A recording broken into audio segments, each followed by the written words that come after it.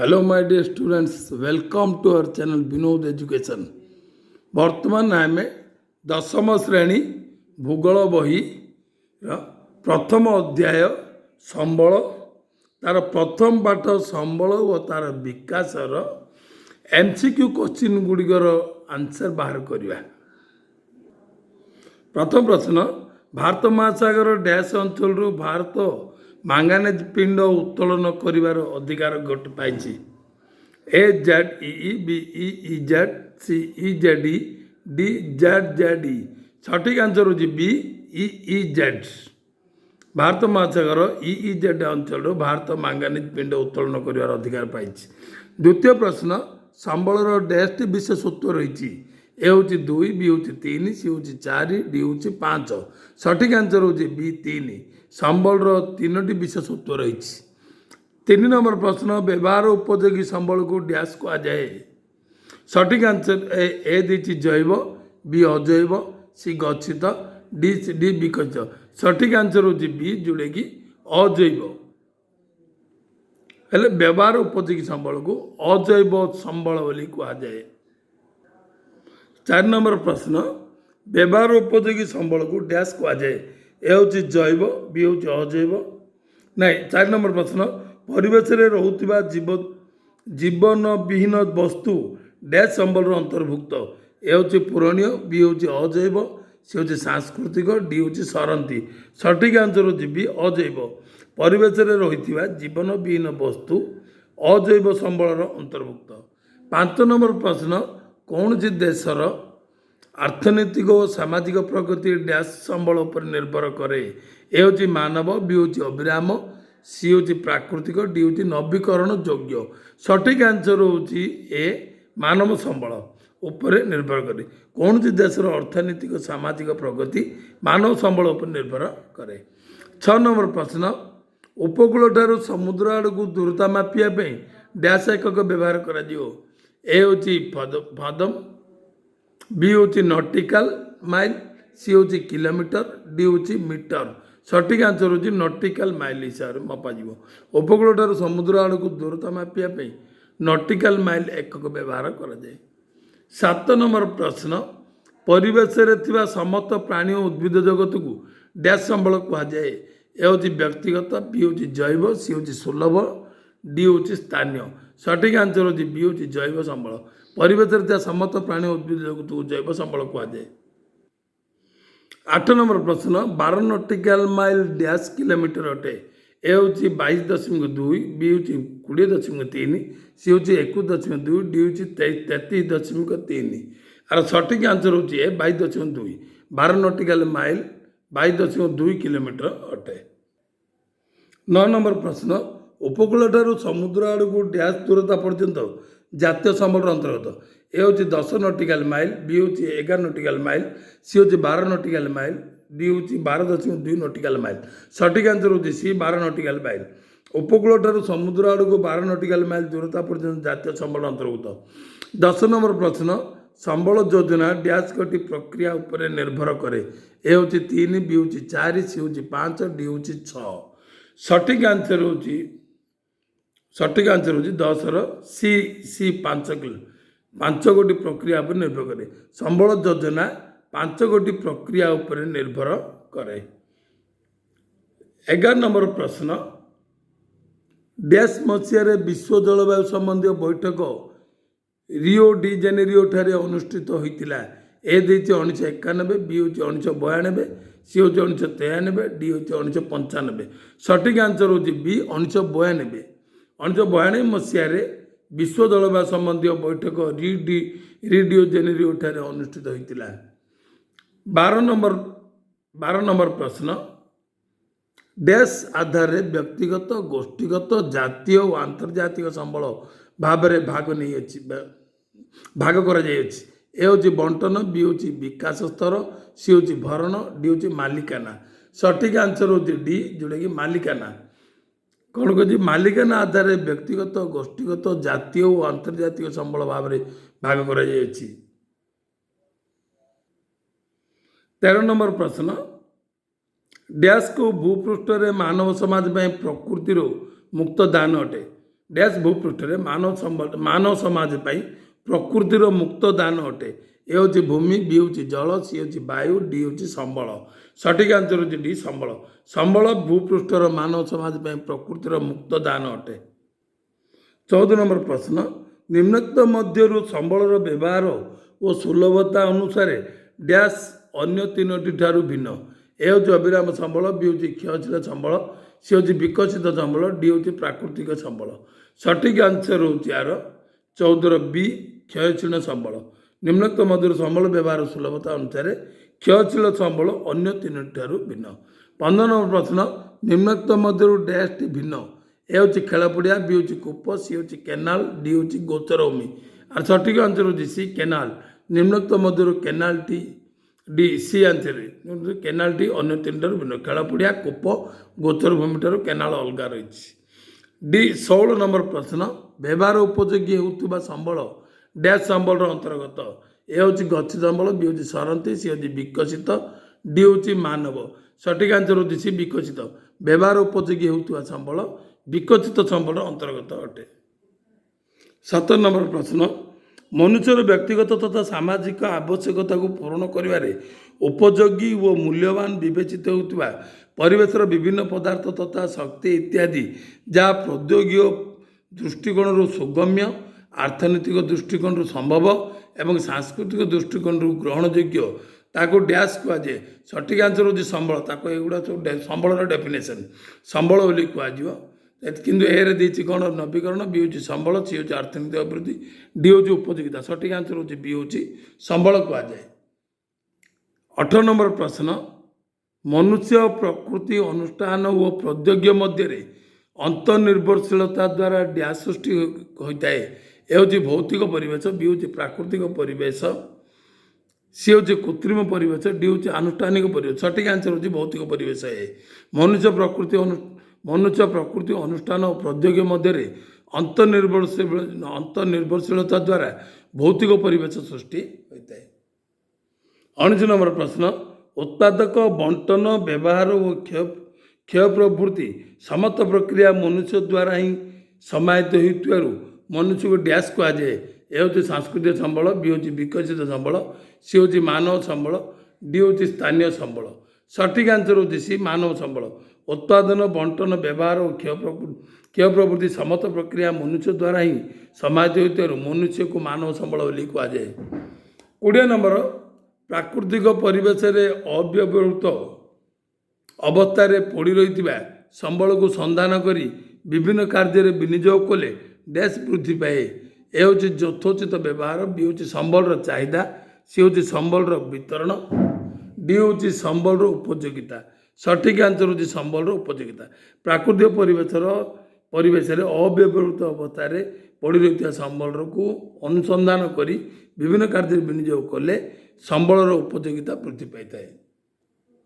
21 number ପ୍ରଶ୍ନ, ପ୍ରକୃତିରେ ଥିବା ଯେଉଁ ପଦାର୍ଥ ଓ ଶକ୍ତି ଦ୍ୱାରା ମନୁଷ୍ୟ ପ୍ରତ୍ୟକ୍ଷ ଓ ପରୋକ୍ଷ ଭାବେ ଉପକୃତ ହୋଇଥାଏ ସେଗୁଡ଼ିକୁ ଡ୍ୟାସ୍ କୁହାଯିବ। ଏ ହେଉଛି ଜୈବ ସମ୍ବଳ, ବି ହେଉଛି ପ୍ରାକୃତିକ ସମ୍ବଳ, ସି ହେଉଛି ନିର୍ଜୀବ ସମ୍ବଳ, ଡି ହେଉଛି କ୍ଷୟଶୀଳ ସମ୍ବଳ। ସଠିକ୍ ଆନ୍ସର ହେଉଛି ବି ପ୍ରାକୃତିକ ସମ୍ବଳ। ପ୍ରକୃତିରେ ଥିବା ଯେଉଁ ପଦାର୍ଥ ଓ ଶକ୍ତି ଦ୍ୱାରା ମନୁଷ୍ୟ ପ୍ରତ୍ୟକ୍ଷ ଓ ପରୋକ୍ଷ ଭାବେ ଉପକୃତ ହୋଇଥାଏ ତାହାକୁ ପ୍ରାକୃତିକ ସମ୍ବଳ ବୋଲି କୁହାଯାଏ। 22 ନମ୍ବର ପ୍ରଶ୍ନ, ମନୁଷ୍ୟ ନିଜର ଦକ୍ଷତା, ଜ୍ଞାନ ଓ କୌଶଳ ମାଧ୍ୟମରେ ପ୍ରାକୃତିକ ସମ୍ବଳକୁ ରୂପାନ୍ତରିତ ଦ୍ୱାରା ବ୍ୟବହାର ଉପଯୋଗୀ କରୁଥିବା ସମ୍ବଳକୁ ଡ୍ୟାସ୍ କୁହାଯାଏ। ଏ ହେଉଛି ଅକ୍ଷୟ ସମ୍ବଳ, ବି ହେଉଛି ସାଂସ୍କୃତିକ ସମ୍ବଳ, ସି ହେଉଛି ପ୍ରାକୃତିକ ସମ୍ବଳ, ଡି ହେଉଛି କ୍ଷୟଶୀଳ ସମ୍ବଳ। ସଠିକ୍ ଆନ୍ସର ହେଉଛି 22ର ବି ଆନ୍ସର, ଯେଉଁଟାକି ସାଂସ୍କୃତିକ ସମ୍ବଳ। ମନୁଷ୍ୟ ନିଜର ଦକ୍ଷତା, ଜ୍ଞାନ, କୌଶଳ ମାଧ୍ୟମରେ ପ୍ରାକୃତିକ ସମ୍ବଳକୁ ରୂପାନ୍ତରିତ ଦ୍ୱାରା ବ୍ୟବହାର ଉପଯୋଗୀ କରୁଥିବା ସମ୍ବଳକୁ ସାଂସ୍କୃତିକ ସମ୍ବଳ ବୋଲି କୁହାଯାଏ। 23 ନମ୍ବର ପ୍ରଶ୍ନ, ଜୈବମଣ୍ଡଳ ଅନ୍ତର୍ଗତ ସମସ୍ତ ସଜୀବ ସମ୍ବଳ ଗୁଡ଼ିକୁ ଡ୍ୟାସ୍ କୁହାଯାଏ। ଏ ହେଉଛି ନିର୍ଜୀବ ସମ୍ବଳ, ବି ହେଉଛି ଅକ୍ଷୟ ସମ୍ବଳ, ସି ହେଉଛି ଜୈବ ସମ୍ବଳ, ଡି ହେଉଛି କ୍ଷୟଶୀଳ ସମ୍ବଳ।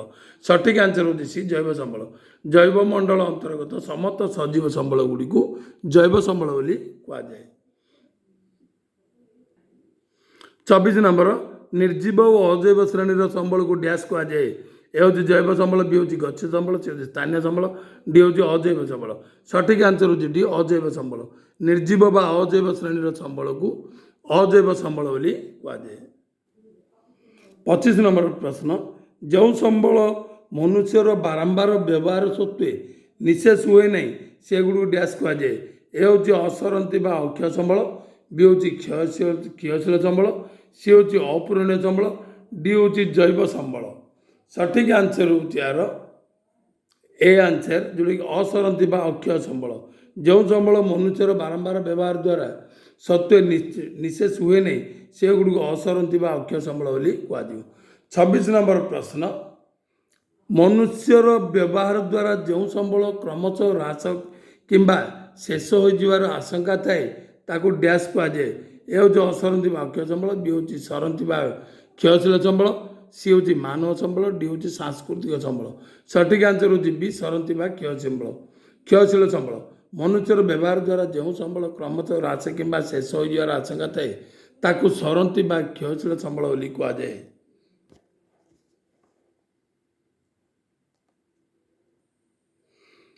27 नंबर प्रश्न, मनुष्यर व्यवहार द्वारा जो संबलर संपूर्ण शेष हो जाए एवं पुनः सृष्टि करा जाई पारे नहीं ताकू डैश संबल बोली कहुए।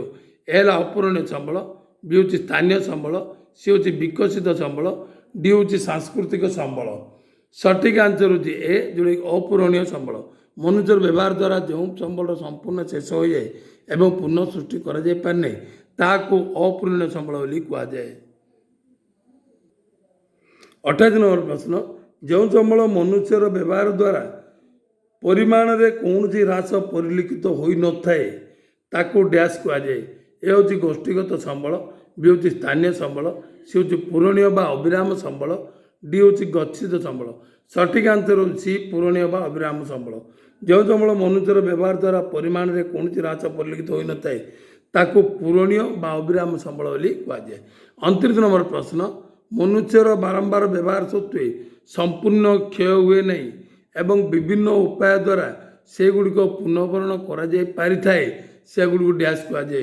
ए हूँ असरती संबल, बी हूँ सीमित संबल, सी हूँ नवीकरण योग्य संबल, डी हूँ नवीकरण अयोग्य संबल। सठिक आंसर हूँ सी नवीकरण योग्य संबल। मनुष्यर बारंबार व्यवहार सत्वे संपूर्ण क्षय हुए नहीं एवं विभिन्न उपाय द्वारा से गुड़िक पुनर्भरण कराए से गुड़ी को नवीकरण योग्य संबल बोली कहुए। 30 नंबर करिया।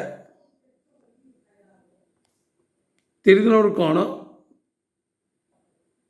30 नंबर प्रश्न, मनुष्यर अनवरत व्यवहार द्वारा बा अन्यान्य कारण द्वारा ह्रास पाइले बा नष्ट हो गले आउ से गुड़िकर पुनर्भरण संभव हो न थाए से गुड़ डैश कहुए।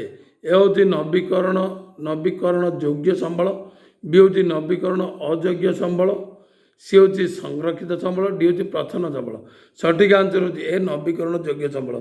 मनुष्यर अनवरत व्यवहार द्वारा बा अन्यान्य कारण द्वारा ह्रास पाइले बा नष्ट हो गले आउ से गुड़िर पुनर्भरण संभव हो न थाए से गुड़ को नवीकरण योग्य संबल बोली कहुए। 30 बी आंसर ठीक जोटा कि नवीकरण अयोग्य संबल कहुए।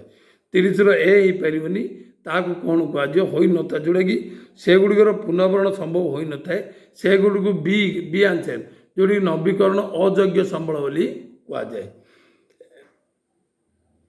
31 नंबर प्रश्न, केतक क्षेत्र में अदरकारी धातव पदार्थ गुड़िक विभिन्न यांत्रिक पद्धति पुनःचक्रीय प्रक्रिया द्वारा आउ थे व्यवहार योग्य होता संबल को डैश कहुए।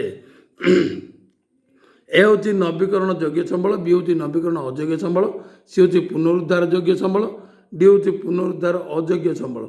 सठिक आंसर हूँ सी जोटा कि पुनरुद्धार योग्य संबल। ठीक है, केतक क्षेत्र में अदरकारी धातव पदार्थ गुड़िक विभिन्न यांत्रिक पद्धति पुनःचक्रण प्रक्रिया द्वारा आउ थे व्यवहार योग्य होता पुनरुद्धार योग्य संबल बोली कहुए। 32 नंबर प्रश्न, जो संबल गुड़ पुनरुद्धार करे नहीं से गुड़ डैश कहुए। ए हूँ नवीकरण योग्य संबल, बी हूँ नवीकरण अयोग्य संबल, सी हूँ पुनरुद्धार अयोग्य संबल, डी हूँ पुनरुद्धार योग्य संबल। सठिक आंसर हूँ सी पुनरुद्धार अयोग्य संबल। जो संबल गुड़ पुनरुद्धार करे नहीं से गुड़ पुनरुद्धार अयोग्य संबल बोली कहुए।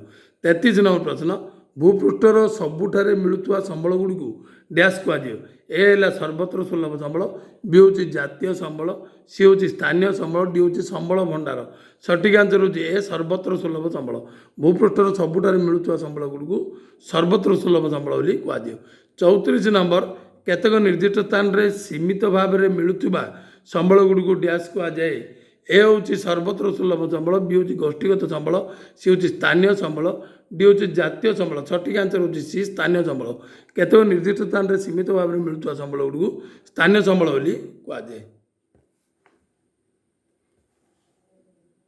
35 नंबर प्रश्न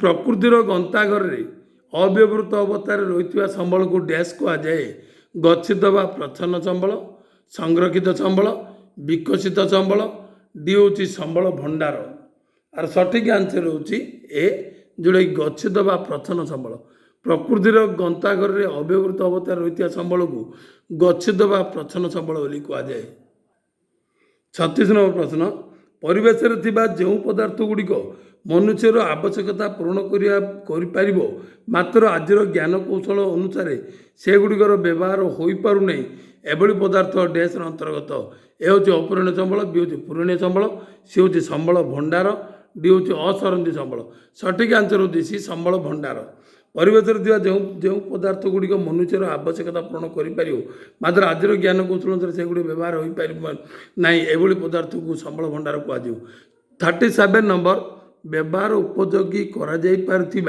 संबल गुड़ी को डैश कहुए ए हूँ गच्छित संबल बी हूँ संरक्षित संबल सी हूँ अविराम संबल डी हूँ विकसित संबल सठिक आंसर हूँ डी विकसित संबल व्यवहार उपयोगी कर संबल गुड़ी को विकसित संबल कहुए 38 नंबर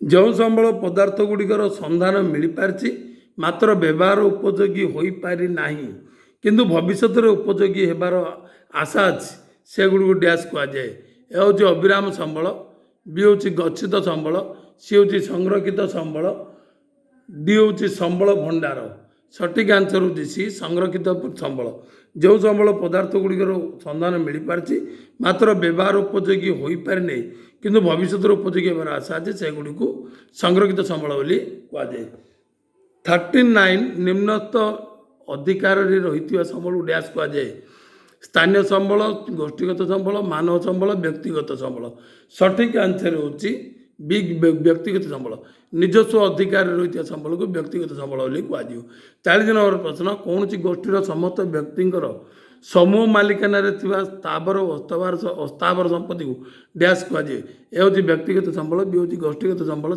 जातीय संबल डी हूँ अविराम संबल सठिक आंसर हूँ बी गोष्ठीगत संबल कौन गोष्ठीर समस्त व्यक्तिंकर समूह मालिकाना स्थावर अस्थावर संपत्ति को गोष्ठीगत संबल बोली कहुए 41 क्वेश्चन देशर भौगोलिक सीमारेखा मध्य समस्त प्राकृतिक सांस्कृतिक और मानव संबल इत्यादि को डैश कहुए ए हूँ जातीय संबल बी हूँ अंतर्जातीय संबल सी हूँ सांस्कृतिक संबल डी हूँ विकसित संबल सठिक आंसर हूँ ए जातीय संबल देशर भौगोलिक सीमारेखा मध्य समस्त प्राकृतिक सांस्कृतिक और मानव संबल इत्यादि को जातीय संबल कहुए 42 नंबर जो संबल आंतर्जातिक अनुष्ठान द्वारा परिचालित होता है डैश कहुए ए हूँ नवीकरण योग्य संबल बी हूँ व्यक्तिगत संबल सी हूँ जातीय संबल डी हूँ अंतर्जातीय संबल सठिक आंसर हूँ डी अंतर्जातीय संबल जो संबल आंतर्जातिक अनुष्ठान द्वारा परिचालित होता है अंतर्जातीय संबल बोली कहुए 43 नंबर संबलर सजत्न विनियोग तथा नवीकरण यथेष्ट समय ने डैश कहुए ए हूँ संबल संरक्षण बी हूँ संबल विनियोग सी हूँ धारणीय विकास डी हूँ पुनःचक्रीकरण हेल्ले कौन हो सठिक आंसर हूँ कौन ए आंसर हूँ संबल संरक्षण संबलर सजत्न विनियोग तथा वनीकरण यथेष्ट समय ने संबल संरक्षण कहुए 44 नंबर संबल विनियोगर आवश्यकता तथा आगामी वंशधर से गुड़िकर संरक्षण मध्य संतुलन रक्षा करने डैश कहुए ए हूँ संबल योजना बी हूँ संबल संरक्षण सी हूँ धारणीय विकास डी हूँ मितव्ययित अवलंबन सठिक आंसर हूँ सी धारणीय विकास संबल विनियोगर ଆବଶ୍ୟକତା ତଥା ଆଗାମୀ ବଂଶଧରଙ୍କ ପାଇଁ ସେଗୁଡ଼ିକର ସଂରକ୍ଷଣ ମଧ୍ୟରେ ସନ୍ତୁଳିତ ରକ୍ଷା କରିବାକୁ ଧାରଣୀୟ ବିକାଶ ବୋଲି କୁହାଯିବ। 45 ନମ୍ବର ପ୍ରକୃତି ଓ ପ୍ରାକୃତିକ ସମ୍ବଳର ସଂରକ୍ଷଣ ପାଇଁ ଏକ ଆନ୍ତର୍ଜାତୀୟ ସଂସ୍ଥାକୁ ସଂକ୍ଷେପରେ ଡ୍ୟାସ୍ କୁହାଯାଏ। ଏ ହେଉଛି IUCN, B ହେଉଛି UCNI, C ହେଉଛି INUC, D ହେଉଛି IUCS। ସଠିକ ଆନ୍ସର ହେଉଛି IUCN। 46 ନମ୍ବର ଅର୍ଥନୈତିକ ଭୂଗୋଳରେ ମନୁଷ୍ୟକୁ ଏକ ଡ୍ୟାସ୍ ଭାବରେ ଗ୍ରହଣ କରାଯାଇଥାଏ। ଏ ହେଉଛି ମୁଖ୍ୟ କର୍ତ୍ତା, B ହେଉଛି ମାଲିକାନା, C ହେଉଛି ଗୋଷ୍ଠୀ, D ହେଉଛି ସମ୍ବଳ। ସଠିକ ଆନ୍ସର ହେଉଛି ମୁଖ୍ୟ କର୍ତ୍ତା। 47 ହେଉଛି ସମ୍ବଳର ଡ୍ୟାସ୍ ଗୋଟି ବିଶେଷତ୍ୱ ରହିଛି। ଏ ହେଉଛି 3, B ହେଉଛି 2, C ହେଉଛି 5, D ହେଉଛି 4। ସଠିକ ଆନ୍ସର ହେଉଛି 4। ସମ୍ବଳର 4 ଗୋଟି ବିଶେଷତ୍ୱ ରହିଛି। 48 ନମ୍ବର ସୌରଶକ୍ତି ଓ ବାୟୁ ଡ୍ୟାସ୍ ସମ୍ବଳର ଅନ୍ତର୍ଗତ।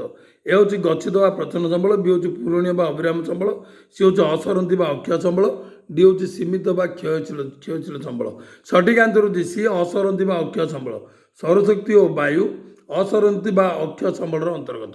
49 ହେଉଛି ବନ୍ୟପ୍ରାଣୀକୁ ଡ୍ୟାସ୍ ସମ୍ବଳ କୁହାଯାଏ।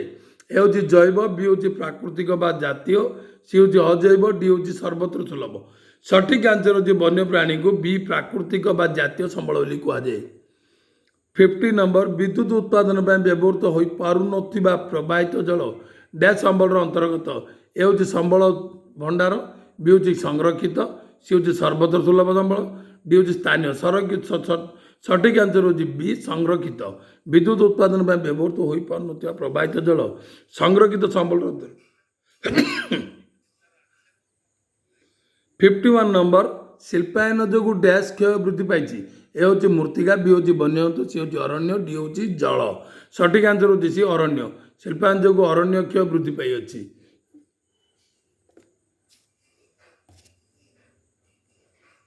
52 ନମ୍ବର ଉପକୂଳଠାରୁ ସମୁଦ୍ର ଆଡ଼କୁ ପ୍ରାୟ 22.2 କିଲୋମିଟର। ଏ ହେଉଛି 20 ନଟିକାଲ ମାଇଲ, B ହେଉଛି 12 ନଟିକାଲ ମାଇଲ, C ହେଉଛି 5 ନଟିକାଲ ମାଇଲ, D ହେଉଛି 18 ନଟିକାଲ ମାଇଲ। ସଠିକ ଆନ୍ସର ହେଉଛି ଏହାର B, ଯେଉଁଟାକି 12 ନଟିକାଲ ମାଇଲ।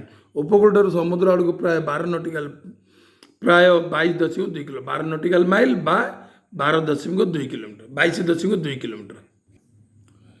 53 ନମ୍ବର ସମ୍ବଳର ତ୍ରୁଟିପୂର୍ଣ୍ଣ ଉତ୍ତୋଳନ ଦ୍ୱାରା ଡ୍ୟାସ୍ ପରିମାଣ ହ୍ରାସ ପାଇଅଛି। ଏ ହେଉଛି ସଂରକ୍ଷିତ, B ହେଉଛି ବିକଶିତ, C ହେଉଛି ଗଚ୍ଛିତ, D ହେଉଛି ଚାହିଦା। ସଠିକ ଆନ୍ସର ହେଉଛି C, ଗଚ୍ଛିତ। ସମ୍ବଳ ତ୍ରୁଟିପୂର୍ଣ୍ଣ ଉତ୍ତୋଳନ ଦ୍ୱାରା ଗଚ୍ଛିତ ପରିମାଣରେ ହ୍ରାସ ପାଇଅଛି। 54 ନମ୍ବର ରାଜନୈତିକ ଅନୁଷ୍ଠାନ ଡ୍ୟାସ୍ ସମ୍ବଳର ଅନ୍ତର୍ଗତ। ଏ ହେଉଛି ଗୋଷ୍ଠୀଗତ, B ହେଉଛି ଆନ୍ତର୍ଜାତୀୟ, C ହେଉଛି ଜାତୀୟ, D ହେଉଛି ସାଂସ୍କୃତିକ। ସଠିକ ଆନ୍ସର ହେଉଛି D, ସାଂସ୍କୃତିକ।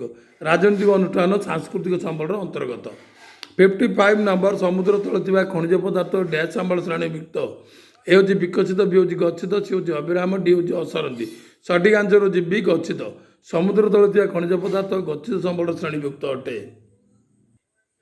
56 ନମ୍ବର ସୌରଶକ୍ତି, ପ୍ରାକୃତିକ ଗ୍ୟାସ୍, ପବନ ଶକ୍ତି ଇତ୍ୟାଦି ଡ୍ୟାସ୍ ଶକ୍ତିର ବିକଳ୍ପର ଉତ୍ସ। ଏ ହେଉଛି ପ୍ରକୃତିର, B ହେଉଛି କୋଇଲାର, C ହେଉଛି ପେଟ୍ରୋଲିୟମର, D ହେଉଛି ବିଦ୍ୟୁତର। ସଠିକ ଆନ୍ସର ହେଉଛି B, କୋଇଲାର। ସୌରଶକ୍ତି, ପ୍ରାକୃତିକ ଗ୍ୟାସ୍, ପବନ ଶକ୍ତି ଇତ୍ୟାଦି କୋଇଲାର ବିକଳ୍ପ ଉତ୍ସ। 57 ହେଉଛି ଭାରତ ମହାସାଗର EEZ ଅଞ୍ଚଳରୁ ଡ୍ୟାସ୍ ଉତ୍ତୋଳନ କରାଯାଉଅଛି। ଏ ହେଉଛି ମାଙ୍ଗାନିଜ ପିଣ୍ଡ, B ହେଉଛି ନିକେଲ, C ହେଉଛି ଜିପ୍ସମ୍, D ହେଉଛି ତମ୍ବା। ସଠିକ ଆନ୍ସର ହେଉଛି ଏ, ମାଙ୍ଗାନିଜ ପିଣ୍ଡ। ଭାରତ ମହାସାଗର EEZ ଅଞ୍ଚଳରୁ ମାଙ୍ଗାନିଜ ପିଣ୍ଡ ଉତ୍ତୋଳନ କରାଯାଉଅଛି। 58 ନମ୍ବର ଜୈବ ସମ୍ବଳ ଏକ ଡ୍ୟାସ୍ ଅଟେ। ଏ ହେଉଛି ଅସୀମିତ, B ହେଉଛି ଅସରନ୍ତି, C ହେଉଛି ସରନ୍ତି, D ହେଉଛି ସୀମିତ। ସଠିକ ଆନ୍ସର ହେଉଛି D, ସୀମିତ ସମ୍ବଳ। ଜୈବ ସମ୍ବଳ ଏକ ସୀମିତ ସମ୍ବଳ। 59 ନମ୍ବର ଡ୍ୟାସ୍ ଏକ ଜୈବ ସମ୍ବଳ। ଏ ହେଉଛି ଜଳ, B ହେଉଛି ଭୂମି, C ହେଉଛି ଶିଳା, D ହେଉଛି ଉଦ୍ଭିଦ। ସଠିକ ଆନ୍ସର ହେଉଛି D, ଉଦ୍ଭିଦ। ଉଦ୍ଭିଦ ଏକ ଜୈବ ସମ୍ବଳ ଅଟେ। 60 ନମ୍ବର ଲାଷ୍ଟ ନମ୍ବର ଡ୍ୟାସ୍ ପ୍ରାକୃତିକ ଉପାୟରେ ଭରଣା ହୋଇଥାଏ। ଏ ହେଉଛି ଜଳ, B ହେଉଛି ସୂର୍ଯ୍ୟତାପ, C ହେଉଛି ମୃତ୍ତିକା, D ହେଉଛି ଉଦ୍ଭିଦ। ଡ୍ୟାସ୍ ସଠିକ ଆନ୍ସର ହେଉଛି C, ମୃତ୍ତିକା। ଡ୍ୟାସ୍ ମୃତ୍ତିକା ପ୍ରାକୃତିକ ଉପାୟରେ ଭରଣା ହୋଇଥାଏ। Anyway, subscribe our channel and like and share our video. Thank you so much.